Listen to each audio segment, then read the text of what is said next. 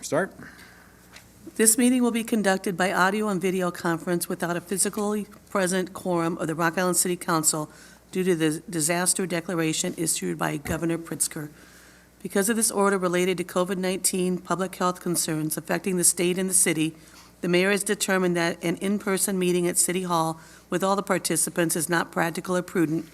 For this reason, aldermen and staff may not all be physically present at City Hall, and physical public attendance at City Hall may be limited. This meeting can be viewed on Channel 9 for MediaCom customers living in Rock Island or on the city's YouTube channel at www.youtube.com/user/rockislandil/live. All right, well, we do need to do a roll call because it is virtual, so if we could have that, please. Alderman Clark. Alderman Hurt. Alderman Hurt. Alderman Spaghettis. Present. Alderwoman Swanson. Here. Alderman Parker.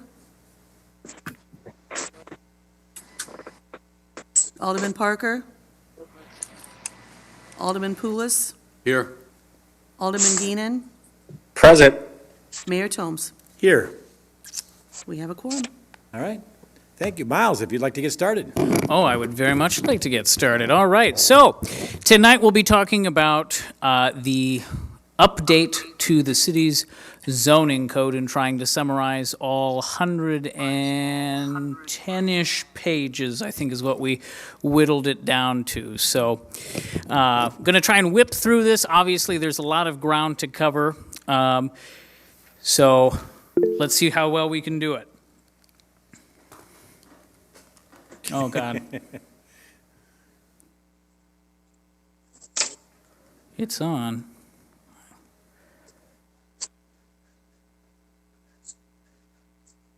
And you talk about my computer? It's not even Friday the 13th yet. We do have Friday the 13th this week, don't we? Waiting for the clicker. Ah, perfect. Thank you, Tim. Tim to the rescue. Yep. All right, so quick recap kind of on the background of this project. This has been going on since 2016. So this is a really long-running project. It was originally supposed to be done in a more like year and a half, 2-year time frame, but there was a long number of delays that, we've talked about with the city council over the last year and a half about. So I won't waste too much time with that, just to say that we decided to move forward instead with the original consultant that we had procured to do this work and do it in-house. Over the last year and a half, when we first told the council that's what we were going to do, we've adopted some short-term updates that were addressing certain specific issues that we needed to get done in a more timely manner, probably the most prominent one being cannabis regulations. So we got those done. Those are all part of the zoning code. And we repeatedly, said that our goal here, in line with council goals, was to get this done by the end of 2020. So we're happy to report we did achieve that goal and get you a code to look at before the end of this year. Last week, the Planning Commission held a public hearing on this code where they voted to recommend approval of it. They had some other comments and recommendations. I will get to those later on in the presentation. But just to let you know, that public hearing has taken place. So let's get moving on through it. In the opening chapters to the updated code, you'll see a few different things that have been changed. We have added some new purpose statements. These all came from Ansel Glink, the consultant we worked with. As a reminder, they specialize in planning law. So a lot of these are legal justifications explaining that the code is legitimate and supporting how a community can regulate the things that the code addresses. We obviously expanded definitions. There's been a lot of stuff that we've needed to define that you didn't have to define previously. Good example of this would be like short-term rentals. Didn't have something in there previously, now it's in there. We've maintained the unrelated group use rules. This is those rules that help to address when you have more than 3 unrelated people living together in a single dwelling. Think, often students are in that arrangement. We maintained that same framework. We just moved it to a different place in the code, so it's in a place that fits better. We've made it the case that major home occupations are now just authorized uses that will require approval by the BZA. Previously, the approval process was more complex, but this seemed like a much more straightforward way to do it. Also, we've eliminated that very awkward step that some council members have expressed some confusion or dissatisfaction with, the special use permit process, where the applicant has to ask permission to apply before they can just apply. That step is now eliminated. So when folks come to us and they're interested in either a rezoning or getting a special use permit, staff can suggest which one would be the most appropriate, and then they can just apply for it and move forward. So trying to streamline those processes so it's not so cumbersome. Big thing here is the change in the districts, okay? So remember, the zoning code is based around the regulation of these zoning districts, each of which are meant to address different types of land uses. In the old list, we have a total of 23 districts. In the new list, we have a total of 17, so we've downsized this quite a bit. Quick explanation of kind of where these went away or where they went to. First, we removed 4 different districts that we have never used. Nothing has ever been zoned as these things. The 2 districts that are called suburban estates, never used it. We don't anticipate on ever using it. And then the 2 agricultural districts also have never used it. We don't anticipate ever using it. You can do agricultural things in other zoning districts. There's no need to have dedicated agricultural uses. Same thing with the suburban estates thing. You know, you can have acreage homes, which is kind of what those 2 districts explain, in our other districts. So it's a superfluous set of districts we don't need. We've also done a little combining, so you can see among the residential districts there were 2 single-family residential and 2 multifamily residential with only minor differences. We've consolidated those down so that there's just 1 single unit and multi-unit district. You'll also notice that we've done some work to try and make it a little more obvious what the districts actually are. In the old arrangement, we have Conservation 1 and Conservation 2. Well, what is the difference between those? We've updated the names so it's a little clearer. One is a park conservation district, which you would use for, obviously parks. And then the other one is nature conservation. So areas where we really don't want to see any sort of development. Wetlands, nature reserves, that sort of thing.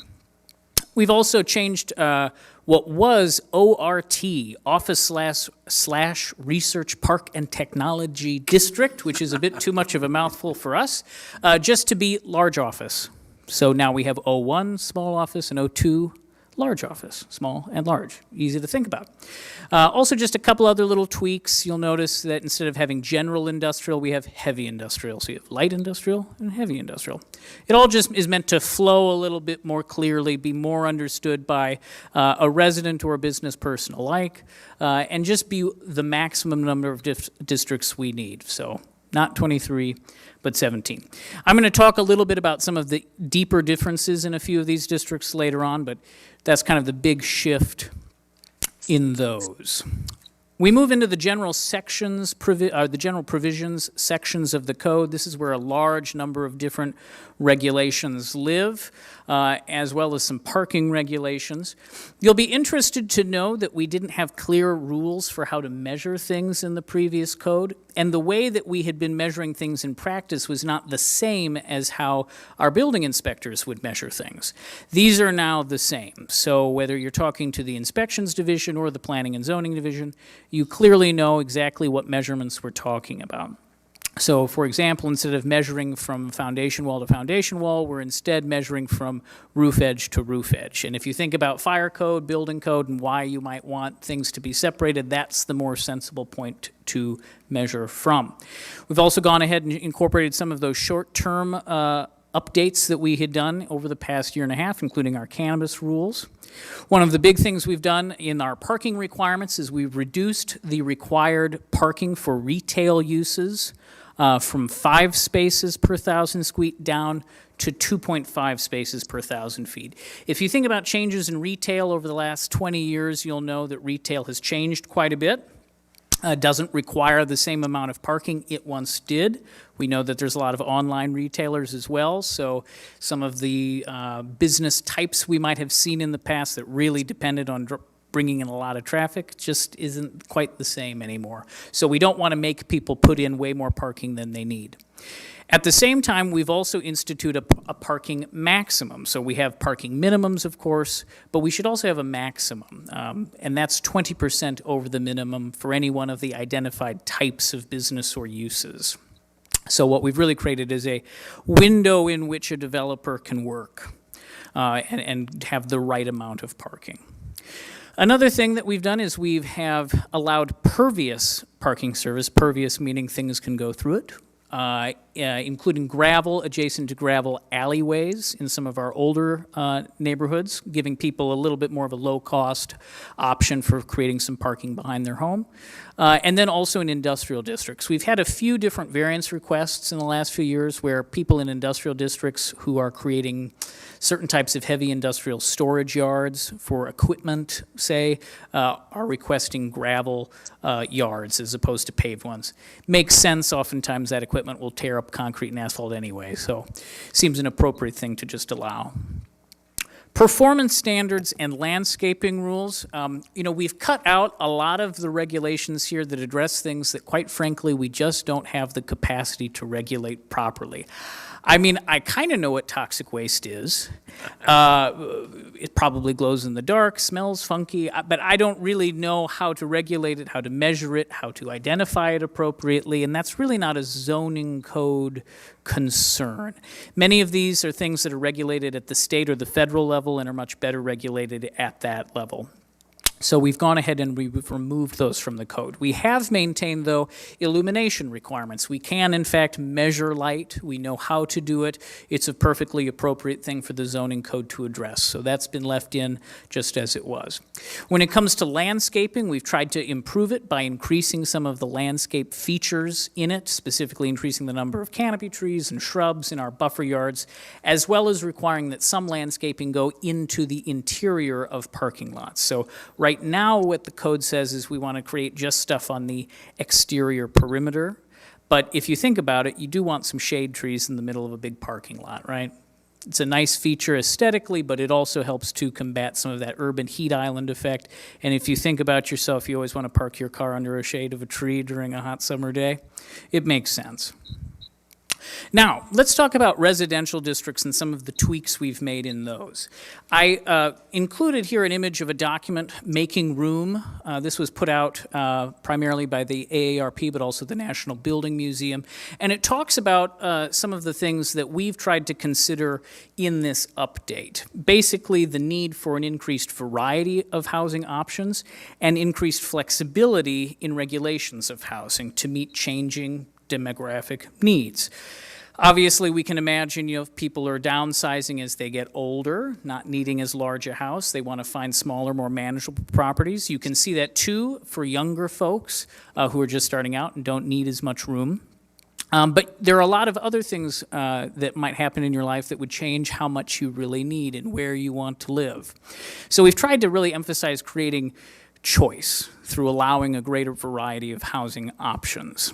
It's also important specifically for Rock Island that we give this a thought, because in Rock Island, due to our geography and the way that we're situated, we're really looking at a lot of infill versus greenfield development, except in certain parts of the Southwest. So that's really a lot of the focus of these regulations is infill, not necessarily new subdivisions out on the edge of town. And a big part of this, honestly, is just allowing smaller houses on smaller lots. There are a collection of regulations that would prohibit you from doing development on a lot of the infill lots that we own or that are available in the community. So some of the things that we've done is we've reduced the minimal principal dwelling, so, the main house, down to a minimum of about 400 square feet from the current minimum of 900 square feet. Between 900 and 400 square feet, there are a lot of new housing models that we see, either from factory-built housing, not like a trailer, but just, prefab home, or from stick builds that are very attractive and good for putting in smaller spaces. We have also eliminated the minimum lot size, which was set at 5,000 square feet, and we've instead said that a lot just needs to be 50 feet wide. That number 5,000 doesn't come from anywhere. It's not connected to anything. It's not clear where one might justify that number. But 50 feet, we can say that we want to have a uniform urban space where all of the lots have basically the same size. It also ensures that you're much more likely to meet setback requirements, whereas 5,000 doesn't really say how wide it needs to be. It could be 10 feet wide and however long. It doesn't really tell you that it's buildable. But even with the 50, I don't know if you want to, even with the 50, you could only have, I'll say, 10 feet deep. So there's no minimum as far as the depth of it? There are minimum depths, but it depends which residential district you're in. Okay. Yep, so we still have setback requirements and all the rest. All of those are justifiable in terms of safety and separation distance for fire, but it's these lot size numbers that didn't quite make sense. And we know that people are doing this because we see organizations like Habitat for Humanity building narrower housing types to fit on these slightly tighter lots. And this is happening in the Quad Cities right now. So we want to make sure that there's as much infill opportunity as possible. Excuse me if I may, so we currently have a minimum lot size of 50 feet? No. We currently have a minimum lot size of 5,000 square feet. Okay, but I'm just talking about the lot width. We don't have a minimum width now, I think, except for, is it for all of them or just for, this is Alan Freeze? We do have minimum lot width, 50 feet, 60 feet. It varies on zoning districts. So we have minimum lot area and minimum lot width right now. So what we're proposing is eliminating the minimum square footage requirement, right? Because that doesn't tell you anything about how buildable it really is, right? Another change that many homeowners will be happy to hear we've made is that currently in the code, the maximum height for a front yard fence is 3.5 feet. If you've been to Lowe's or Menards or, any store that's selling fence panels, you'll notice that those are increasingly hard to find. It's more common that they're selling 4-foot tall fence panels, so we've upped that to 4. We've noticed in the last few years an increasing number of variance requests for this 6 inches of height, and it really doesn't make a huge difference to us. We've also included some regulations about fence materials. We've had some interesting fence building in using scrap metal, tires, pieces of everything you can imagine. So we've tried to put in place just a few things that, are just not on for fences. Another big thing that we've done, and this is the thing that I'd like to spend a little more time talking about, is allowing rear yard accessory dwelling units in our residential districts. So an accessory dwelling unit, or an ADU, can be best described in the way that we've put it into the code is having a tiny house in your backyard, okay? So we have a set of different regulations that we've put in place to try and make these the best that they could be, okay? They have to be 400 square feet or less. The building code actually defines a tiny house as being 400 square feet or less, okay? So by definition, it has to be a tiny house if it's an ADU. Has to be located in the rear yard and meet all of the regular setback and separation requirements, so the same sort of stuff garage might be subject to. It has to have its own dedicated parking space, so normally if you have a single-family house, you have to have 2 off-street parking spaces on the property. If you added an ADU, you'd have to add a third, okay? It must share utility service with the principal dwelling, so you would have them metered separately, but they would still be connected, so the ADU could not be parceled off or separated. And the property owner would have to live in the principal dwelling or in the ADU. Now, a lot of folks, when they think about this, might have a hard time imagining who wants to live in something this size. This seems awful small. Who is asking for this? Well, we do get questions about this, and they have been increasing over the last few years, and a lot of communities, including our neighbors, have begun to allow these. Actually, Davenport, in their recent zoning code update, allows them up to 1,000 square feet. So we're taking a much more restrained approach to this. The scenarios that we envision being the most likely to drive someone to create an ADU are this. Grandma is on her own now. She needs to be kept close, but not too close. We want to put her in her own little space in the back in what is effectively an efficiency apartment. Or perhaps you have an adult child with disabilities of some sort. A similar scenario, you want to keep them close so that you can provide care, but still have separation between your living spaces. Ultimately, though, these rules don't ask what your needs really are. It just tries to set it up so that these are innocuous, out of the way, and sensible. Okay? And again, going back to that making room document, we see this as being something that's very important to allow. One other thing I would just add about these for folks to keep in mind. In many states, an increasing number of legislatures are passing state law to prohibit municipalities from outlawing these. And in the Illinois legislature, I think twice now, such a law has been proposed. It has not yet passed, but I have a strong suspicion in the years to come it'll keep coming up, and the likelihood of it passing will keep increasing.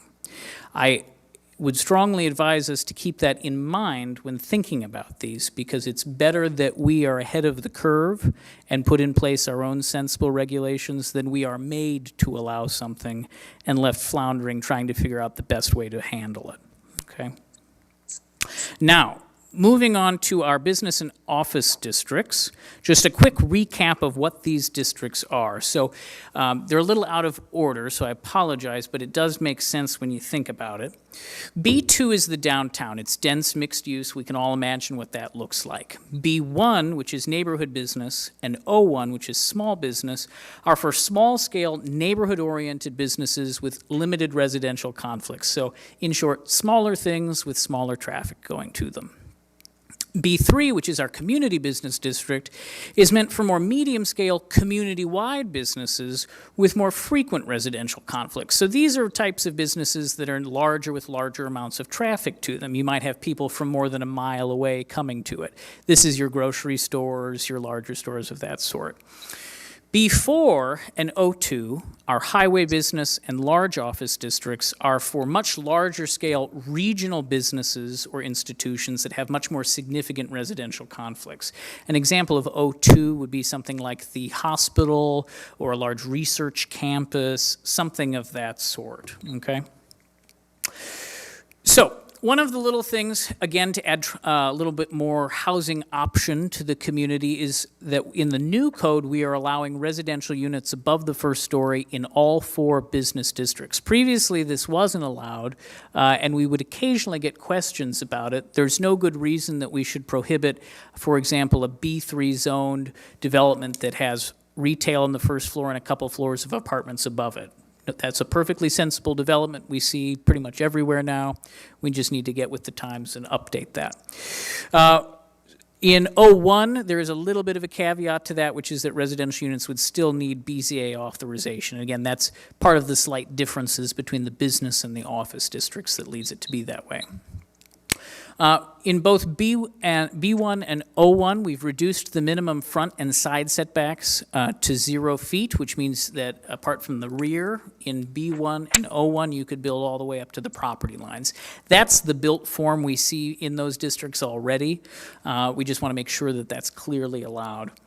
And then also, and I'll get to this a little bit later in the presentation, we're expanding the use of O1 through an update to the zoning map. It's meant to be a good transitional district between business and residential, but you don't see it too much right now in the map. I'll explain a little bit more about that in just a little bit. One of the big things that we've done is we've added design standards for our business and office districts. You can read them here. They cover quite a few different things. The goal here is to try and provide a clear framework in which we negotiate site design, both with the zoning staff and in collaboration with our economic development team.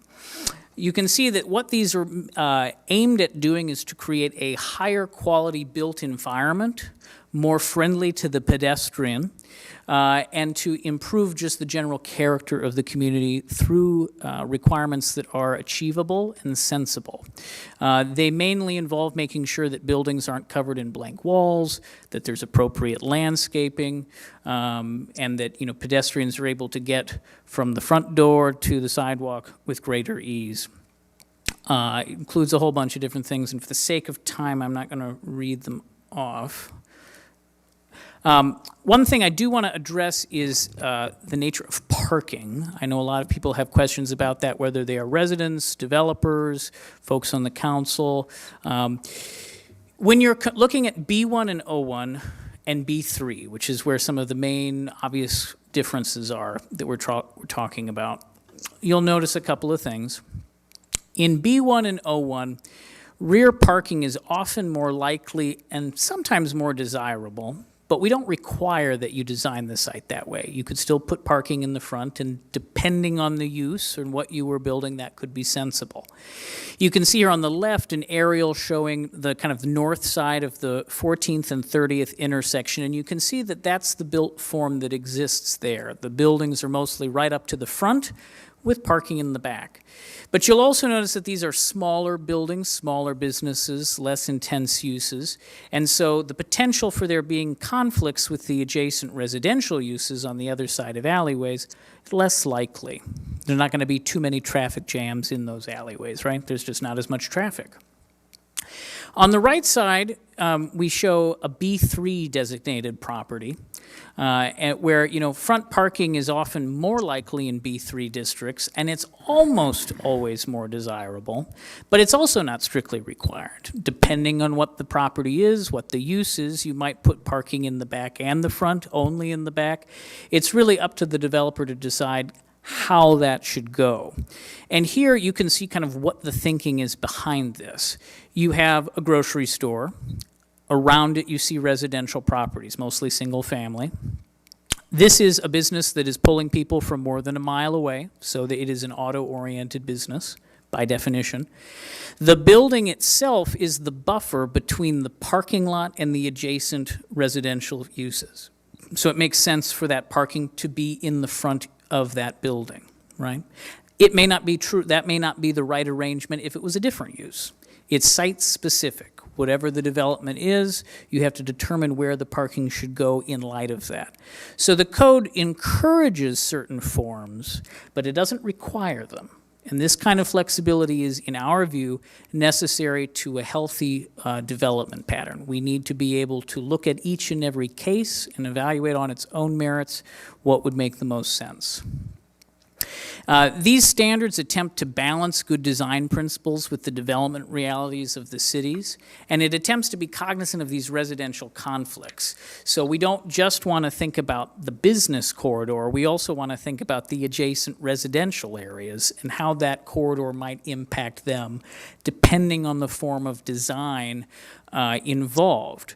And again, we need to have a little bit of flexibility in these design standards so that the zoning and economic development teams can work together to get the best product possible, but not be, forced into any one particular form.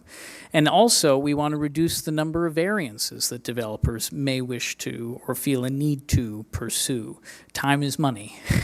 The longer it takes for things to get approved, the more people won't think it's worth the time, right? So we need to be realistic about the leverage our community has and think about good design in context. Finally, I want to talk a little bit about fees. If you look at our neighboring communities and the fees they charge for various zoning actions, you will discover that they are all over the place. And they break the fees down in all sorts of different ways. So it's very difficult to actually do meaningful comparisons. You'll notice, for example, East Moline's fees for everything is $25, but then the most expensive fee for Moline is $900. Right? As a caveat, East Moline is looking at raising all of their fees to $500. We suspect it won't pass as that high, but it'll probably be more in like the $200-300 range. Bettendorf seemingly has lower fees until you look a little more closely, and then they add on fees as you do certain things. So if you add so many lots, or if you add another acre, or you do these different things. So it's kind of hard to do a direct comparison, but the baseline is that our fees are a lot lower than a lot of our neighbors. So we propose kind of two sets of changes. The first is to break out our fee structure into a little greater variety of thing so that people are paying amounts that are more appropriate for the scale of what it is that they're doing, right? So there's a big difference between a minor subdivision and a major subdivision of a multi-acre property, right? You shouldn't be paying the same thing. So you can see our old fees, variously 100, 150, or no fee at all on the left, and then you see our new fees, which are scaled more appropriately on the right. I will point out one place that I think is important. Variances for 1 and 2 unit residential properties, the ones we get the most, for fences, for garages, for all that basic stuff, actually is brought down by $25. So we're trying to give a slight discount to the category of item, the category of thing that we are most frequently responding to. It's your easy stuff that just isn't too intense. Now, what about a new zoning map? I mentioned earlier, you haven't received one yet. Here's why. It's just Alan and me doing this in-house. We told you we were going to do our best. We finished the code language, the text. We're now working on the map right now. So we hope to get that to you in December. There's tens of thousands of parcels in that map, many that we need to review. Some will be updated to align with those changes in the districts that I talked about automatically, but there are some others that need to be evaluated. That primarily includes split-zoned properties, which for one reason or another have 2 zoning identifications. That doesn't fly. Or 2, like I mentioned, that O1 district, there's a lot of things that should by right be zoned O1, but never got transitioned in previous updates. So we're going to go through that and get that to you soon. We just didn't have the time to do both the map and the text at the same time. So we're working on that, and we'll get it to you soon. I mentioned at the beginning Planning Commission comments. Overall, they voted to recommend approval of the code, but they had a few things that they wanted adjusted. One was that they looked at the bicycle parking requirements in those design standards, and they'd like us to adjust that ratio. We're going to look at that and bring you back something a little bit tweaked, just so that it makes a little more sense. They also wanted some language included in the code about the preservation of old-growth trees in various developments. In practice, we always encourage that if you can keep old trees on a site, you should. But it doesn't technically exist in the code anywhere. So we'll add a little language about that. They also requested continuing dialogue on parking standards and setback requirements in those business and office districts, which is why I spent some time talking about that. And I want to make sure that we do have a lively discussion about that and how people feel about what's being proposed in regards to that. So to sum it up, you have both red line and clean copies in your hands for review. I've kind of tried to hit some of the high points so you don't feel like you have to go through and slog through all the 100+ pages necessarily. Certainly can. Please reach out with questions as you read through it. It's a lot of stuff to cover. I've tried to hit some of the high points, but I'm sure there'll be other things that you notice that you'd like to know more about. We've attempted to incorporate the best of what the consultant had suggested, especially when it comes to some of the more legal things that they pointed out needed to be addressed. But we've also tried to mesh that with staff knowledge that's specific to our communities. Mr. Fries here has been with the city for pretty near 40 years. He knows what's what. And I have really appreciated his deep insights into the unique things that Rock Island faces. In the end, what we've hoped to create is a code that's more user-friendly, modern, and up-to-date, and again, reflects the character of Rock Island, our community, and isn't just some boilerplate code from elsewhere. So, I apologize for going a little over the 30 minutes I planned on, but again, there's a lot to cover, and I would happily at this point take questions. And Tim, for my benefit, would you indulge me and change it back so I can see the people as opposed to the slides?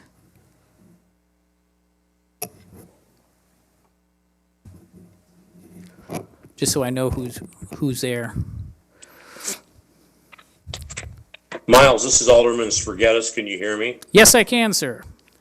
First of all, I want to congratulate and thank you and everyone who worked on this. I think you do a fine job. I know I can't name people's names and get everybody in, but if you would pass that on. The Planning Commission does an excellent job, and Alan and you are working very well together. Here's my question. I've dog-eared a couple of pages in your presentation. The first one was about setbacks from roof edge to roof edge. The question isn't about that per se, but it's pertinent just to keep that in mind. Then a little further back in the presentation, there's on business and office districts, bullet about reducing minimum front and side setbacks in both B1 and Office 1 to zero, zero setbacks. So theoretically, your roof edges could be almost touching each other, is that right? Correct. Depending on the district, because the different districts have different setbacks. Right. So here's the question. Let me flip the page here.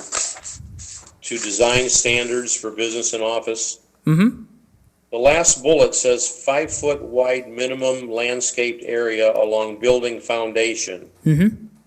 So I don't understand how you can have a zero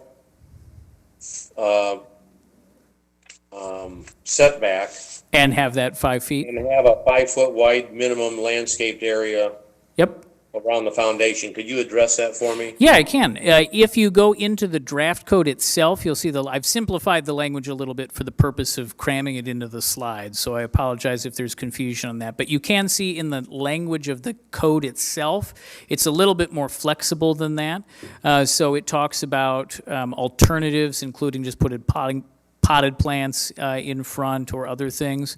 And the way that staff would interpret those kinds of standards allows for enough flexibility where if you were building at zero front setback, you obviously wouldn't be expected to try and accommodate a huge amount of landscaping. The goal is a higher quality urban environment, but it doesn't make it so that it's so prescriptive that you are unable to do some of the other things you might want to do with the property. So you make allowances for that? Correct. Correct. So, That answers my God forbid, let's say something that we already have that is built at a 0 foot setback in a B1 burned down, and someone wanted to basically rebuild the building exactly how it was with those same 0 foot setbacks. We wouldn't say, oh, you have to put it 5 feet back and put in a landscape strip. No, that would be kind of silly to say. We would instead just say, please, build it to as high a standard as you can and look at these other standards and negotiate out from there. Thank you, sir. I appreciate it. Yeah, no problem. Are there any other questions from council members? Thoughts, comments? Yes, Mayor. This is Alderman Parker. Can everybody hear me okay? Yes, and see you. Hello, Quad Cities. Or at least Rock Island. As probably expected, I have a number of questions and comments. I'll start with the easy ones. First off, regarding ADUs, I imagine, so for like the contents of the ADUs, that is dictated by our building codes. Like, is there a requirement that they have a kitchen, like a stove, a toilet, a furnace? I Yep. mean, do we require all of that in ADUs? Yep, so the International Code Council in the last few years has actually released tiny house, because that's what our ADUs would be, is tiny houses, tiny house specific building standards. So all of that is laid out in code. The zoning code just says what you can have and where. The building code can dictate what the internal layout of that would be. If you go and you Google tiny houses, a lot of the times what will come up is stuff from those HGTV shows that are built on little tractor trailer beds. That is not what we are talking about. We are talking about permanent structures on permanent foundations built to meet building code standards. So, that's all accounted for. Right, and the current building codes that the city adopted, I think the most recent one was in like 2018. It was right when I first got on council. That includes the tiny house. Yep, the language. tiny house code language is what do they call it? It's an an addendum to that code. I think it's either already adopted or it would require a simple adoption. The actual language is really meant to, in that code, as I understand it, from not being a building code official but having read their code, is basically that it helps to navigate the adaptation of existing standards for larger dwellings to smaller spaces. So that language actually isn't more than, I think, maybe a page and a half. Basically just provides conversions. Okay, next. Okay, so why are we requiring any parking minimums at all? I appreciate the movement away from having such many minimum parking requirements, but we still are requiring some. Why not just, let the market decide, I guess? Well, in many spaces in the city, alternatives to off-street parking, so on-street parking, are limited, and there's additional conflicts that may arise. As a case in point, there is a property near 14th and 38th, which recently was the subject of a zoning case. It involved the allowance for an office being turned into an apartment in a building that already had quite a large number of apartments. That property has no off-street parking. On the presumption that, most of those residents are going to have vehicles, where are they going to park? Well, most likely they're going to try and park in adjacent residential streets. The complaints that staff receive about overflow parking into residential areas are quite various and numerous. It is those sorts of conflicts that lead staff to think that a minimum is required. Obviously, we thought for retail that it was asking previously for much too much parking, and so we recognized that needed to be brought down. But it's still a reality that there are people coming in from more than a walking distance to patronize many of our businesses, or that there are, like that apartment I mentioned, higher density areas that are not necessarily appropriate when there can't be parking accommodations. I know there's a desire for there to be a less auto-dependent community, and I'm fully behind efforts to try and make us more pedestrian-friendly. But the reality of it is that most people do have vehicles or use vehicles or have people coming and going from their businesses or from their residents that are using vehicles. And if we don't plan to accommodate those off-street, where are they going to go? So it's an important thing for us to try and balance these different needs, the needs of pedestrian and the needs of the driver, and to be realistic about that. Obviously, too, I would say, adding in that parking maximum, we hope, will discourage excessive parking. We've had many discussions with other developers about putting in way too much parking. So we hope that helps to stem any overindulgence in that. But, again, experience teaches us that we still need that kind of thing in place in the code. Yeah, I guess what I'm thinking is so what I don't want to have happen is have a parcel where somebody wants to put in a unique retail or a coffee shop or something like that, a neighborhood retail establishment, but the parcel not have space for parking. Sure. And they get told, "Oh, sorry, you can't have you can't open up this business here because there's not enough parking space available." I mean, I suppose the BZA, do they go to the BZA then and request a variance? Right. Well, that would be the more appropriate variance to seek. And that's why we have that process in place. But the question I would ask in turn, is which is the scenario that would come up more often? The scenario that you've discussed or the scenarios I have? The one that you discuss, I think, is the one that would come up far less frequently. You don't want a situation where you have codes that people are constantly asking for the same variances for over and over again. You want to make sure that variances are for addressing unique circumstances. So again, using an example, let's say something at 14th and 30th, one of those tighter buildings, let's say we had enough, God forbid, but let's say there was another gas explosion up there and we suddenly had an open spot, and someone wanted to rebuild something there, and they said, well, I can't really create any off-street parking. That would be a perfectly appropriate variance to come to us and talk to us about. They're probably going to have to come and talk to us about a great many other things anyway, so we can wrap all of that into one process. Right, and I'm thinking of the downtown, I mean, Yeah, the created downtown actually has no off-street parking requirements. So in B2, which is the central business district, our downtown, we actually don't have that requirement there. And that reflects the fact that that area is the oldest part of town, and has a particular urban form where that makes sense. Correct, but the thought being, how can we get, 14th and 30th, for example, to be more pedestrian oriented and have things like parking garages where if people want to visit Cool Beans, but there's no parking, instead of requiring minimum parking spaces, we just have a parking garage near there where people park and then walk to all the businesses in the Hilltop area, right? I mean, the question is, do we accommodate sort of the natural flow of the market, or do we try to design the zoning rules to facilitate a certain design? Well, I would say that it's really based around what the district is, right? So, I mean, when you look at what is B1 versus B3 or B4 or O1 or O2, I mean, you can see what sorts of uses are allowed, what kind of intensity of the uses those are, and you can think about what kind of parking needs they may be and how well suited to being more pedestrian-oriented they are. You talk about kind of the market and what those market forces will do. Well, they will tend to direct businesses and developers to go to zoning districts where what they want is best suited.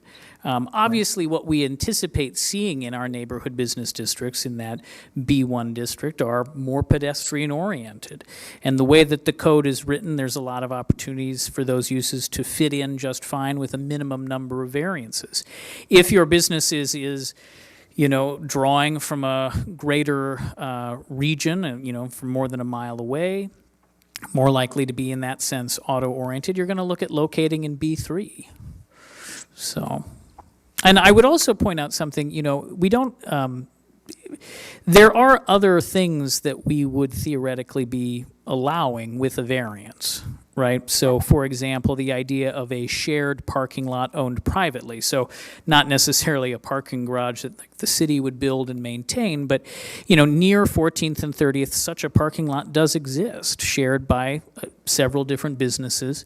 That would be something that would require a variance if someone built something new. They would just need to explain to staff, I have this standing agreement or contract with another set of business owners to share a common parking lot.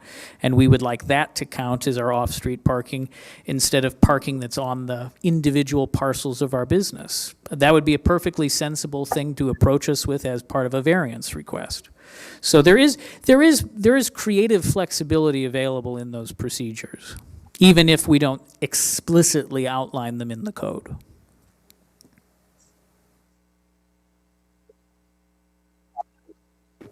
Right. Moving on.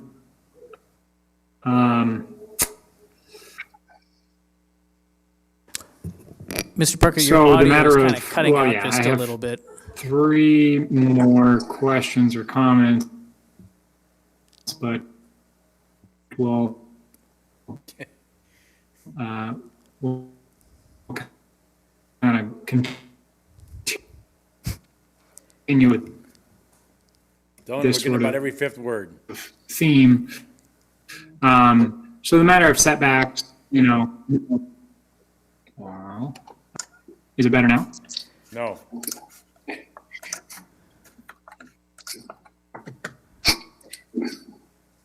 Oh. Dylan left. Hey, okay, can you hear me now? Yes. All right, sorry, my computer decided to slow down, and so I'm calling back a phone. Can you still hear me fine? Yep. Okay, so as you know, there is discussion about like an overlay district in the Hilltop area. you and I have individually talked about that. There appears to continue to be some small differences on like how much floor facade should be covered by windows. That should be. You know, I guess why is staff taking the position that they are with respect to, you know, one of them, the window percentage should be. Yeah, I think our code is talking about 40% and the alternative language is 70. Yes. So the 40%, that 40 number came from the consultant that we worked with, and that number is more similar to what we see in most other communities. 70 we feel is excessive and we don't see it as often, which is why we went with it. Okay. I mean, some of those differences are explained kind of just through that. I mean, we tried to pattern our language off of either what we got from our consultant and what they did in the research that they conducted, or we were looking at peer communities around the state or around the country, and those were more often the numbers we were seeing. Okay. So I'll just move forward. I mean, that's a conversation we've had, gone round and around many times. The last questions I would have, so our zoning ordinance has been referred to in both the regional analysis of impediments to fair housing, and it hasn't been referred to it, but there is there's an effort going on with the Quad City Housing Council, Silos to Solutions, regarding how do we increase affordable housing in the Quad Cities. And actually, there was a committee meeting this morning where people were specifically roads. You know, did you and Alan look at the policy recommendations from the impediments to fair housing and address some of the stuff like unrelated group use in this update? So I'd have two things to say about that specifically. The first is that our goals with this zoning code update were general. So we just wanted to allow for greater flexibility and greater variety. And that was the extent of it, because that was the extent of the, input that we received from our, zoning specialized consultant. The second thing is that there's another effort ongoing to get a consultant specifically tasked with looking at those items that you mentioned, who can give us more detailed and specified feedback. So at this point in time, we've done what we can. We're waiting for that other process to work its way out and for that specialist to give us more specific guidance on tweaks we might make. So it's in the works, but it wasn't within our purview at this time to do some of those maybe more detailed legalistic adjustments. Okay, thank you very much. Yep, no problem. Is there any other questions or comments by council members? I guess I'm just going to me, as a shout out, I attended this last meeting, and I want to commend the committee, the staff, for being open-minded, transparent on this whole process. And I also want to commend the Independents, a group of individuals that have been diligently working on trying to change some of the zoning and the ordinances on the hilltop. They've been very well organized, thoughtful, courteous. I can't think of the other ones, but it's been a great pleasure to see the two organizations, or the city, the committee, and that organization working together. It's been very productive, I believe. The committee and the staff have adopted a few things that they brought forth, which is great. They've agreed to continue to have open dialogue and make things look at the future to see if it works as research and times change. And so I just want to, I guess, make sure that everybody hears this, and a shout out that it's a pleasure to see that type of dialogue and work going on. Yeah, and I would just plus one to a lot of that and say it's just nice that someone actually took the time to read the codes. It's not the most exciting reading to be doing, but we've appreciated it. And what differences exist between what staff has proposed and what the good folks with Independent have come up with. There are disagreements among friends, as I said at the Planning Commission meeting. I'm very grateful that there is a group in the community who actually wants to talk about these issues. Normally, it's like pulling teeth to try and get people to discuss zoning code stuff. So, Maybe the finance department could find that in oh, their I'm budget sure. talks or So something. but- anyway, just to kind of wrap things up to the council members, please let us know if you have any additional feedback. Don't hesitate to give us a call or shoot us an email if you want to know about why we decided on this number versus another, this passage or that passage. We're very happy to take that feedback.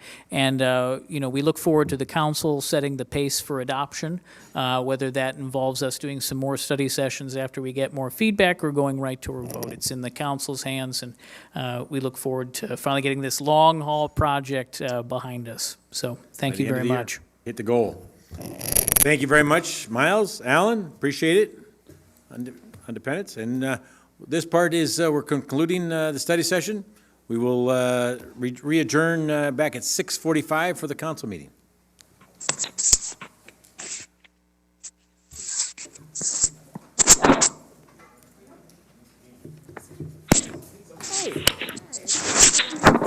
Oh, hey. How's it going? That's my husband Demarius. Hey. He's had surgery today, so he's not talking. Oh, to okay. root canal. But I was just introducing myself. Oh, good to be So same here, same here. So I'm looking forward to getting together this week.